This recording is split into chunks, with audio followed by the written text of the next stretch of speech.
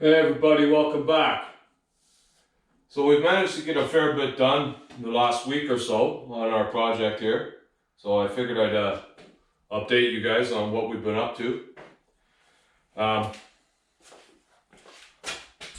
So as you can see, we've got the motor mounted now.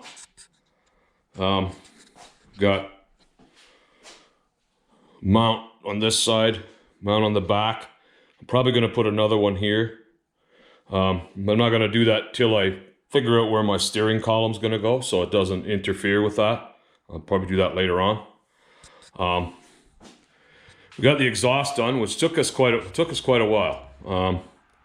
Quite a bit of tricky welding there. I cut the collector pipe off that normally would have went down underneath, and had to sort of cut and paste all these pieces back together to bring it back up here. Now I'm likely going to cut that off somewhere. Once I get the hood mounted, I'll figure out what sort of height I want. But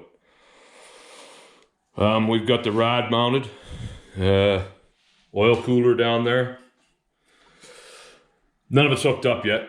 I'm not going to worry about that till later on. It's gonna have to come off sort of at the end when we go to finish all the welding and paint, or however we're going to paint this. We got all this wire spaghetti here, which we're not going to worry about right now. We know this engine runs. We'll worry about that later, near the end. So one thing that's worth mentioning here, I'd forgotten about it in the last video. It's fairly important. I'm going to take the fender pan off here so you can see.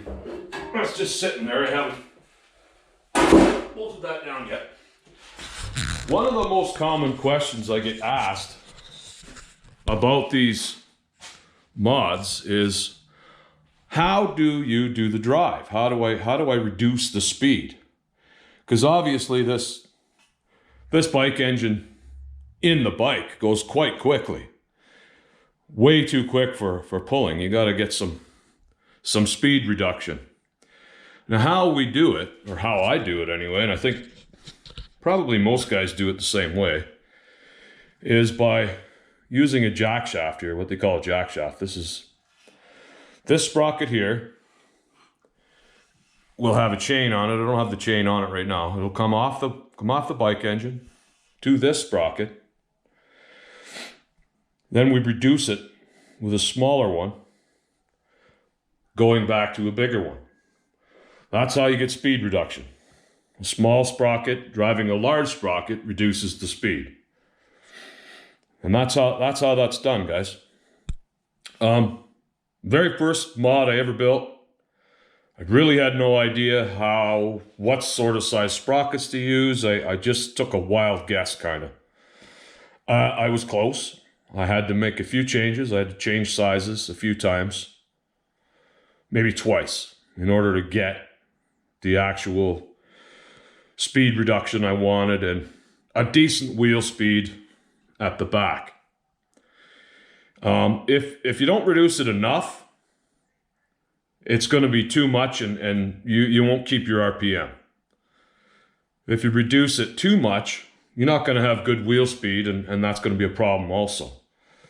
So it could be a matter of playing with it a little bit. I know after talking to a few guys, they've had to play around with different sizes and whatnot. This combination that I've come up with seems to work fairly well. I do believe it is this sprocket here was original to the bike. I took that off the back wheel, made a hub for it. And then I went to this one here, which I believe, if I'm not mistaken, is a 20 tooth. And then I go back to a 54, I believe. That seems to be a pretty good combination. I've had pretty good luck with that. So that's hopefully that answers the question. A lot of guys ask me that. Anyway, there we are. I've got a bit of a framework made up here for the seat pan. And I've got some pieces cut for some old pieces of aluminum I had that they already had holes in them. I'm going to use those, I believe, as like the running boards along here for their feet. I'm not real sure yet. Okay, so that's where we're at so far with this. We're making good progress. We've still got a long way to go, and that's okay. If this takes me all winter to do, that's okay with me. I don't want to rush through this. It would be nice if I could get it ready and try it out at the indoor pool in January, but if I can't, I can't. Sometimes this sort of thing takes a bit of time. Don't be surprised if the next time you see me, I've cut something apart and changed it, because as you go through it, as you get different stages done, you may change your mind. You may not like what you've done. That happens. That's okay.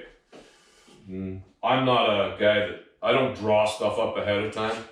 I have a basic idea of what I want, and then I just get started. I'm sort of a, what you call a cut and paste kind of guy.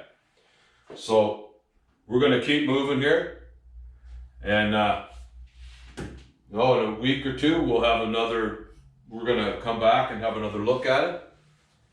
So stay tuned. We'll talk to you soon.